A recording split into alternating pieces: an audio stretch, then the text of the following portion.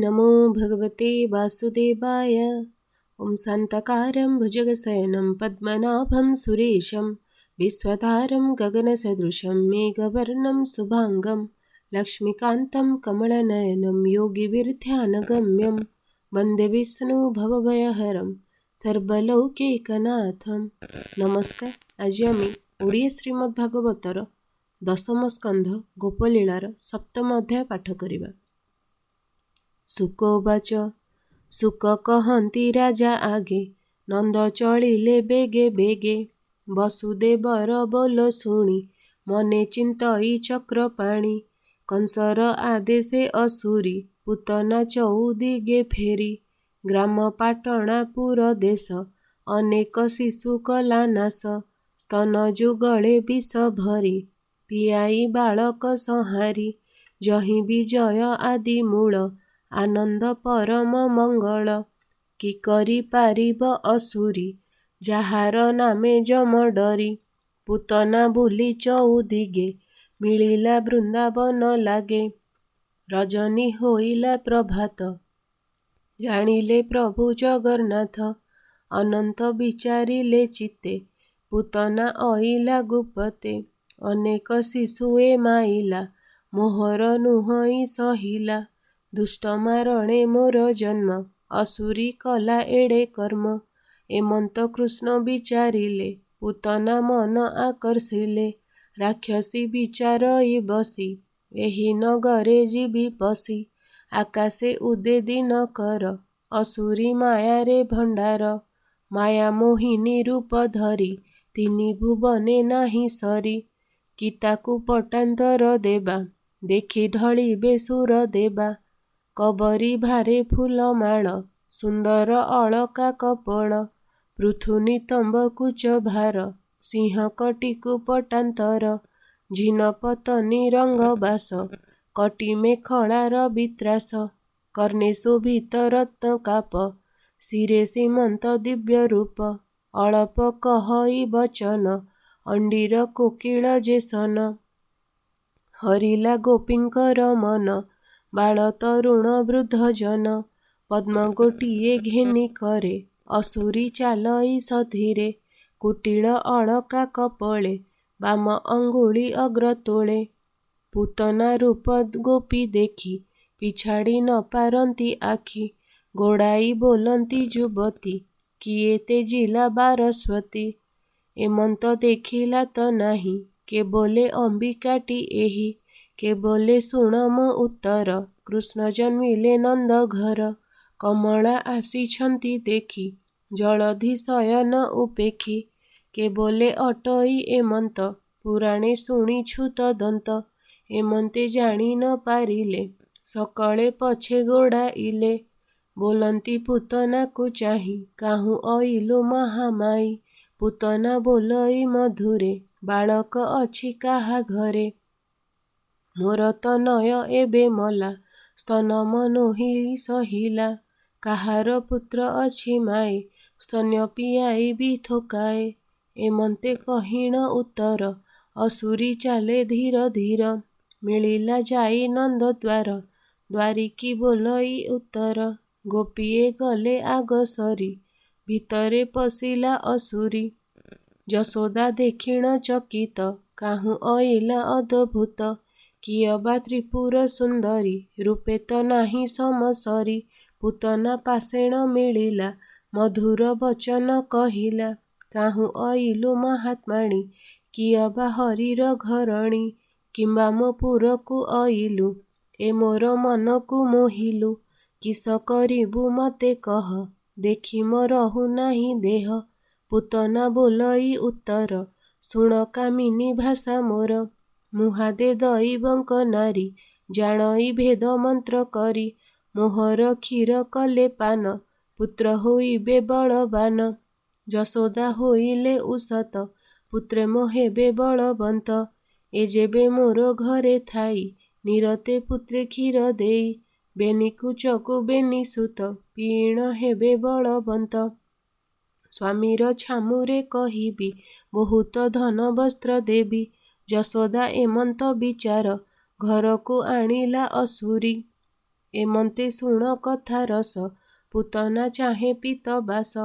ବାଳକ ସ୍ୱଭାବେ ଅନନ୍ତ, ନିଦ୍ରାରେ ଦିଶନ୍ତି ଅଚେତ। ଯଶୋଦା ମନେ ବିଚାରଇ, ନିଦ୍ରାର ବେଳେ ଦେବି ମୁହିଁ। ଏମନ୍ତ ବୋଲିଣ ବୋଇଲେ, କୃଷ୍ଣକୁ ତୋଳି ନ ଧଇଲେ। ଯଶୋଦା ଘେନି ବନମାଳି, ପୁତନା କୋଳେ ଦେଲେ ତୋଳି। ତା ଦେଖି ପୁତନା ହରସେ, କ୍ଷୀର ସେ କଲା ଦେଲା ପିତ ବାସେ। କୃଷ୍ଣର ନ ଜାଣଇ ବଳ, ଆକର୍ଷି ନେଇ କଲା କୋଳ।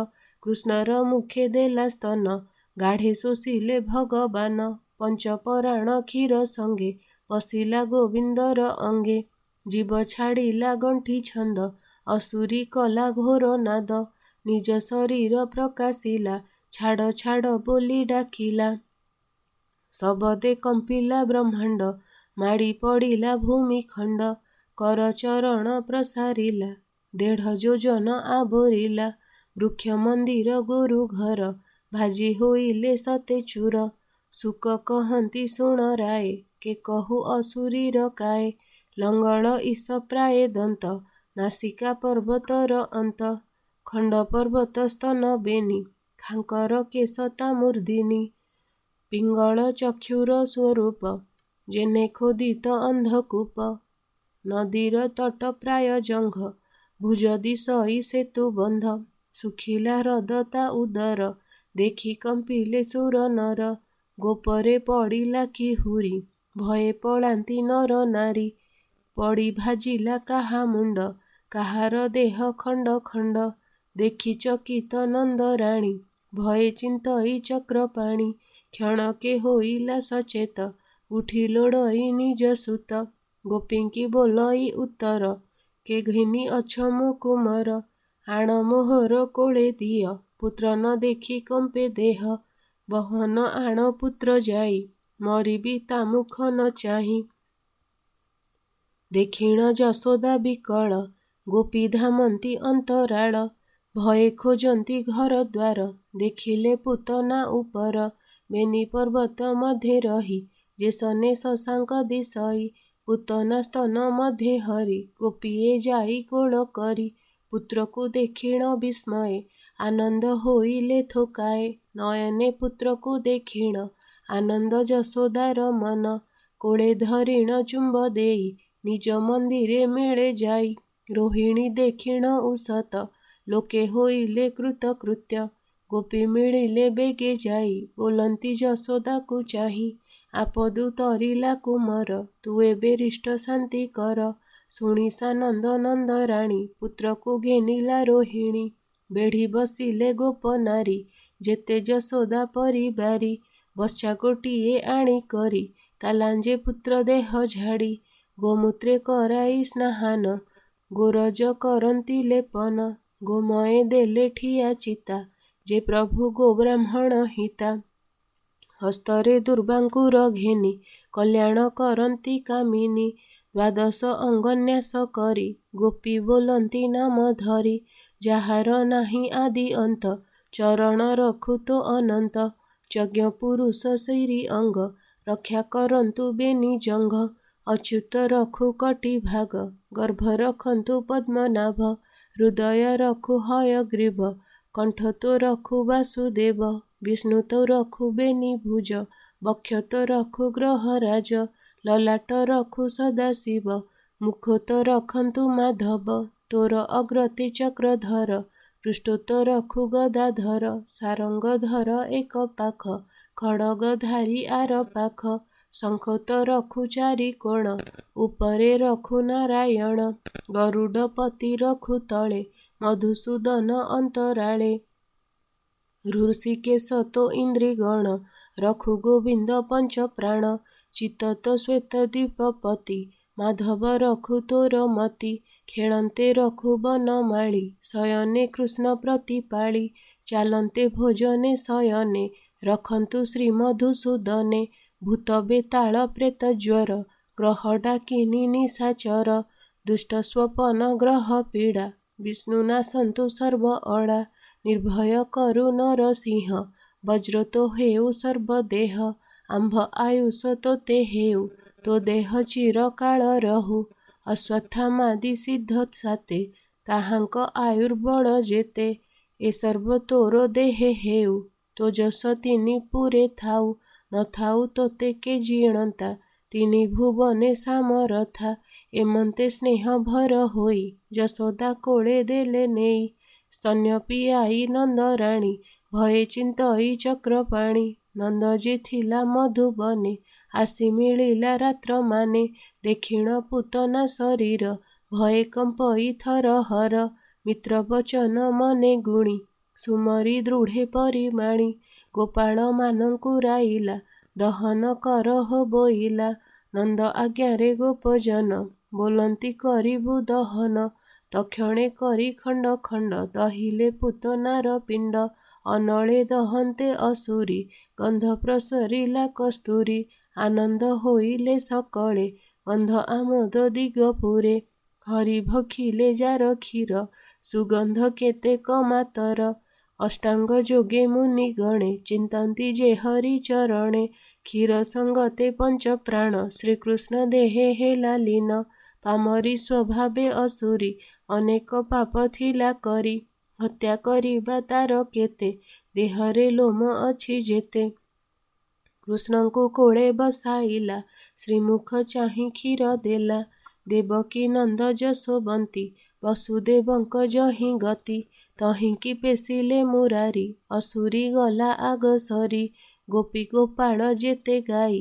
ଯାହାଙ୍କ କ୍ଷୀର କୃଷ୍ଣ ଖାଇ, ବସିଲେ ଯେତେ ଜନ କୋଳେ। ସବୁ ତରିବେ ଏକାବେଳେ, ଅସୁରୀ ଦହନ କରାଇ। ଘରେ ମିଳିଲେ ନନ୍ଦ ଯାଇ, ପୂତନା ଆଗମନ ଲୋକେ।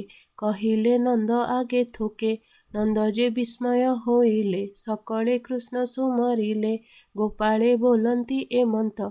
ଦେଖ ସଂସାର ଅଦ୍ଭୁତ, ଜାଣିଲୁ ନନ୍ଦ ଭାଗ୍ୟବନ୍ତ। ଆପଦୁ ତରିଲା ତା ସୁତ, ଆମ୍ଭର ଅଛି ପୁଣ୍ୟ ବଳ। ଗୋବିନ୍ଦ ରଖିବେ ଗୋକୁଳ, ନିଜ ମନ୍ଦିରେ ନନ୍ଦ ମିଳି। କୋଳେ ବସାଇ ବନମାଳି, ଶ୍ରୀକୃଷ୍ଣ ଶିରେ ଦେଇ କର। ଚୁମ୍ବନ ଦେଲା କ ଅପାର, ବିପ୍ରଙ୍କୁ ରାଇ ଗ୍ରହ ଶାନ୍ତି। କରାଇ ଚିନ୍ତଇ ଶ୍ରୀପତି, ନନ୍ଦର ଆଜ୍ଞାରେ ବ୍ରାହ୍ମଣ। କରନ୍ତି ଶାନ୍ତି ଗ୍ରହ ଗଣେ, ଯଜ୍ଞ ଉଚିତ ପ୍ରାୟଶ୍ଚିତ। କରନ୍ତି ଧର୍ମଶାସ୍ତ୍ର ମତ, ଷଡ଼ ଅକ୍ଷର ମନ୍ତ୍ର ପଢ଼ି। ସିଞ୍ଚନ୍ତି କୁଶ ଘେନି ବାରି, ସହସ୍ରେ ଧେନୁ ବଶ୍ଚା ଦେଲେ। ସୁବର୍ଣ୍ଣ ଅଳଙ୍କାର ତୁଲେ, ପ୍ରସନ୍ନ ହୋଇ ବିପ୍ରଗଣ। କୃଷ୍ଣଙ୍କୁ କରନ୍ତି କଲ୍ୟାଣ, ସକଳ ରିଷ୍ଟରୁ ଅଚ୍ୟୁତ। ତତେ ସେ କରନ୍ତୁ ମୁକତ, ଜ୍ଞାତି ଭୋଜନ ଦେଲେ ନନ୍ଦ। ରିଷ୍ଟ ଖଣ୍ଡିବେ ଆଦି କନ୍ଦ, ଆନନ୍ଦେ ହୋଇ କୃତକୃତ୍ୟ। କହନ୍ତି ବ୍ୟାସଙ୍କର ସୁତ, ଯେ ଶୁଣେ କୃଷ୍ଣ ବାଳ କେଳି। ଆନନ୍ଦ ହୋଇ ମନେ ଭାଳି, ପୂତନା ମରଣର ବାଣୀ। କର୍ଣ୍ଣେ ଶୁଣନ୍ତି ଯେତେ ପ୍ରାଣୀ, ଅସୁରୀ ତରିଲା ଯେ ମନ୍ତେ। ସୁଜନେ ଯିବ ସେହି ପଥେ, ଭକତି କର ଦୃଢ଼ ଚିତ୍ତେ। ହରି ଭକତଙ୍କର ମତେ, ଗୀତ ବିନୋଦ ଭାଗବତ। କହିଲା ଦାସ ଜଗନ୍ନାଥ, ଇତି ଶ୍ରୀମଦ୍ଭାଗବତେ ମହାପୁରାଣେ ପାରମହଂସ ସଂହିତାୟାं ଦଶମସ୍କନ୍ଧେ ପୂର୍ବାର୍ଦ୍ଧେ ସପ୍ତମୋଧ୍ୟାୟः। ଓಂ ନମୋ ଭଗବତେ ବାସୁଦେବାୟ।